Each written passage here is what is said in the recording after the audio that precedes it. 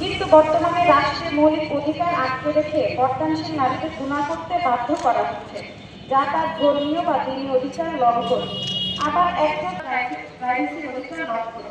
অর্থাৎ পর্দাশীল নারীদের পরিপূর্ণ পর্দা নেই, মৌলিক অধিকার প্রাপ্তির দাবি শুধু দিনী অধিকারের মধ্যে পড়ে না, প্রাইভেসির অধিকারের মধ্যেও পড়ে।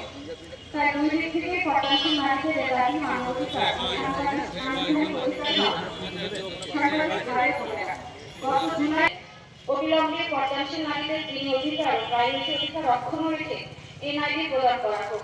পাশাপাশি শিক্ষাক্ষেত্রেও পর্দাশীল নারীদের দিনী ও প্রাইভেসির অধিকার অক্ষুণ্ণ রেখে পরিচয় যাচাইয়ের ব্যবস্থা করা হোক।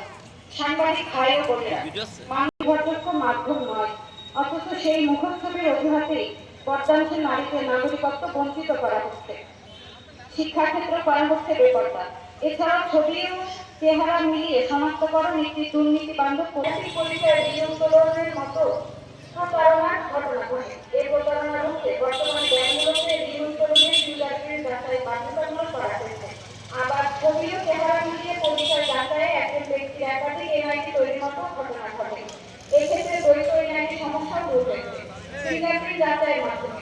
আবার একটা সময় বাংলাদেশিদের সাথে চেহারা মিলিয়ে তৈরি করে প্রায় 2.5 লাখ রোহিঙ্গা বাংলাদেশি পাসপোর্ট ব্যবহার করে বিদেশে পাড়ি জমায়। কিন্তু যখন তাদের ফিঙ্গারপ্রিন্টে যাচাই শুরু হয়